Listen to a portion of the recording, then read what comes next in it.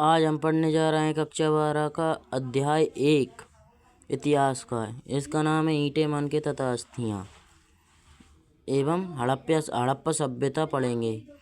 हड़प्पा सभ्यता के बारे में कुछ जान लेते हैं। आइए हम हड़प्पा सभ्यता एक नगरीय सभ्यता थी।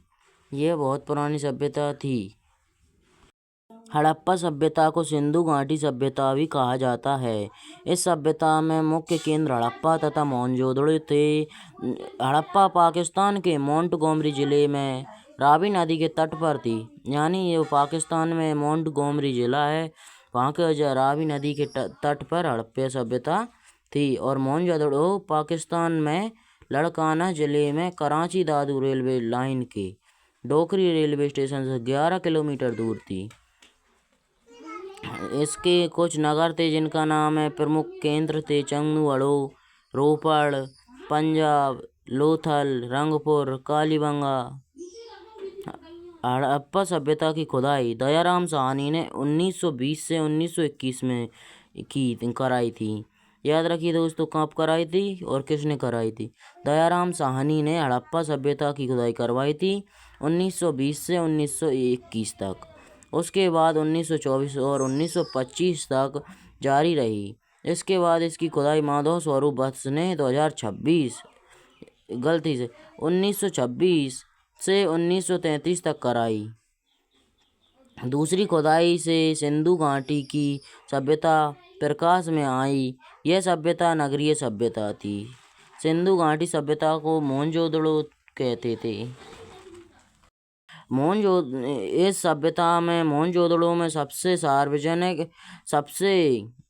आश्चर्यजनक इमारत थी स्नानागार। इस स्नानागार में लोग स्नान करते थे। जो सार्वजनिक स्नानागार था बहुत बड़ा था। इसके बारे में और हम बताएंगे आप। और आगे हम क्वेश्चन आंसर में जानेंगे। इसके लिए यहीं तक सीमित है। अब क्वेश्चन आंसर पे आ जाते हैं। आहार संबंधी आदतों को जानने के लिए पुरातत्व किन साक्ष्यों का इस्तेमाल करते हैं, यह जानते हैं। यह प्रश्न है पार्ट 1 का। तो इसमें हमें क्या पता करना है, आहार संबंधी आदतें यानी भोजन में वो क्या खाते थे, उनके लिए जो हमारे वैज्ञानिक हैं वो किन साक्ष्यों का इस्तेमाल करते हैं।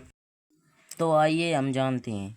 मोहनजोदड़ो, हड़प्पा तथा अन्य स्थानों की खुदाई में गेहूँ, जौ आदि अनाजों के दाने मिले हैं। क्या हुआ कि मोहनजोदड़ो की जो और हड़प्पा की जो खुदाई हुई, वहाँ पर हमें गेहूँ और जौ आदि अनाज के दाने मिले हैं। उनकी आहार संबंधी जानकारी प्राप्त होती है। दूसरी बात कि सिक्कों पर गाय, बकरी, भेड़ आदि के जो चित्र मिले हैं, वहाँ के सिक्कों पर गाय, भेड़, बकरी जिनके चित्र मिलते हैं, इससे यह अनुमान लगाया गया है कि वहाँ के लोग दूध भी, दही भोजन में प्रयोग करते थे। तीसरी, सिंधुवासी शिकार के लिए भी प्रमाण मिले हैं।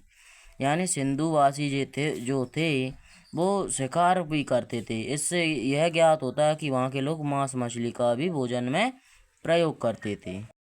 प्रश्न नंबर 3, मोहनजोदड़ो के कौन से वास्तुकला संबंधी लक्षण विभाजन की ओर संकेत करते हैं। तो हमें यह बताना है कि वास्तुकला यानी जो कलाकृतियाँ थीं वो संबंधी थे जो लक्षण विभाजन की ओर संकेत कैसे करते थे। तो अभी बता दें।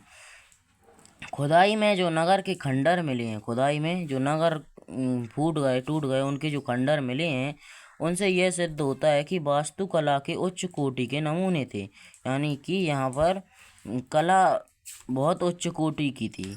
उनको नियोजित ढंग से बनाया जाता, उनको अच्छे ढंग से बनाया जाता था।